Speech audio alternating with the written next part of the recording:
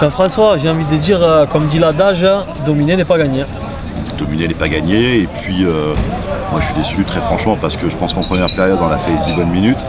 On a 2 occasions, on doit au moins en mettre une, enfin en tout cas c'est pour la nationale, on doit planter des buts. Puis après on a joué les sénateurs en première période, j'ai l'impression qu'on les a regardés, on s'est vu beau, on faisait des passes à l'arrière, on faisait des passes ici, on les a un peu secoués à la mi-temps, on a voulu réagir en seconde, il y a eu une vraie réaction en seconde mi-temps. Et voilà, comme d'habitude, comme à Frontignan, l'an dernier j'ai l'impression d'avoir eu le même match. J'ai vu le même match avec peut-être plus d'envie, enfin en tout cas plus d'envie de l'autre côté en tous les cas. Moi j'ai vu des gars défensivement qui n'ont rien lâché. Au bout, ça fait 1-0 et on sort de la compétition. Donc c'est décevant, vraiment décevant. Est-ce que ça remet en cause certaines choses ou pas du tout? Parce qu'en championnat, ça tourne plutôt bien depuis 15 jours, 3 semaines. Ça remet rien en cause comme l'an dernier. L'an dernier, on vient de perdre un match de coupe et puis on continue sur la lancée. Donc je pense que la concentration n'est pas la même, peut-être l'envie n'est pas la même. Bon, on avait aussi remanié la défense, comme vous l'avez vu, qui était modifiée. On a mis quelques jours au repos, mais ça on est bien obligé de toute façon on pensait aller un peu plus loin en Coupe de France, donc on voulait un peu proposer les joueurs et puis c'est d'aller un peu plus loin. Bon écoutez, aujourd'hui, une fois de plus, la page de la Coupe de France se tourne un peu tôt pour nous. On va se porter sur le championnat, sur ce maintien qui est très important pour le club et puis pour la suite des années. Un maintien qui va se jouer avec ou sans Warren Kadji? Vu qu'il n'était pas dans les 16, logiquement, je t'embête, mais je te pose la question, après tu n'es pas obligé de répondre. Non, je vais répondre pour l'instant, c'est ni avec ni sans, c'est plutôt avec pour l'instant. On attend, il y a eu des pourparlers effectivement, et je ne vais pas vous m'en cacher, de clubs de Ligue 2. Pour l'instant on attend parce que c'est pareil, on a à cœur aussi de ne pas sous-vendre nos joueurs. On a entendu Marek est sorti de Coulommiers chez nous, on l'a remis sur le chemin. Aujourd'hui il explose, tant mieux, on est très content pour lui, c'est un très bon garçon. Par contre voilà, c'est pas parce que c'est un bon garçon qu'on lâchera les choses facilement comme ça. Et puis même si lui il en a envie, si tout le monde en a envie, mais dans ces cas-là il y a des choses à faire et nous on sera en condition là-dessus. Très bien, merci d'être venu malgré la déception de la défaite. Pas de soucis, bonne soirée avec toi. Merci. L'année dernière, le FC7 perd pour son entrée en lice à Frontignan, là rebolote.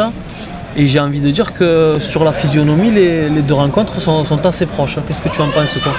Oui, c'est des équipes qui sont inférieures à nous, bien sûr.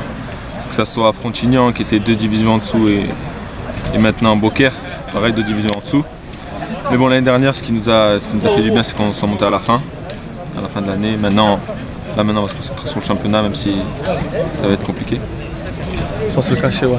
Je disais au président juste avant, est-ce que ça risque de remettre des choses en cause? A priori non, vu que le F7 reste tout de même en championnat, sur une spirale plus que positive.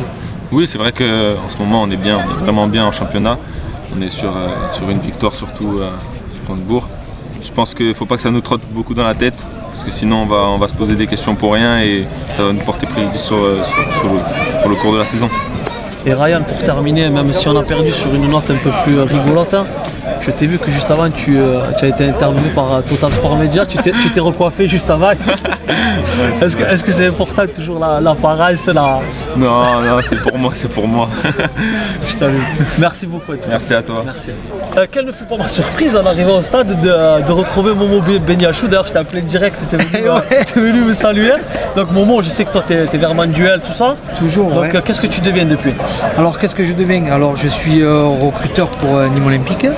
Voilà, je suis recruteur et éducateur sportif au club. Voilà. Tout se passe bien pour toi? Très bien, très bien. Et fonctionnaire bien sûr à la mairie de Manduel. Et pour terminer, c'était juste pour un rapide retour et un plaisir de te saluer comme d'habitude. Tu as pensé quoi de cette rencontre? De cette rencontre-là, bon, c'est une rencontre qui a été sympa, mais bon, comment dire ça? Ce qui m'intéresse, c'est le championnat en fait. Moi, je me dis, pour le FC7, c'est un mal pour un bien. Parce qu'au moins, on va se concentrer, parce que je reste chez toi quand même au fond de moi, même si je suis ni moi. L'essentiel pour moi, c'est de se maintenir. Voilà, Coupe de France, on passe à côté, c'est un plus. C'est pour donner du temps de jeu aux garçons qui ne jouent pas, peut-être, tout ça. Et une défaite sur penalty, voilà. Je pense que si on aurait enfermé d'entrée de jeu le match, je pense que c'est les 5-6 premières minutes. Il y avait la possibilité largement. Voilà. Mais bon, ça n'a pas été fait, maintenant, c'est derrière, je pense qu'il faut se mettre au boulot pour le championnat et pour se maintenir au plus vite. Très bien, ben Momo, merci, comme tu le sais chaque fois qu'on se voit. Avec grand plaisir mon Fabio, tu le sais. Et la bise à Cara bien entendu. Ouais, toujours. Allez, merci à toi. Merci.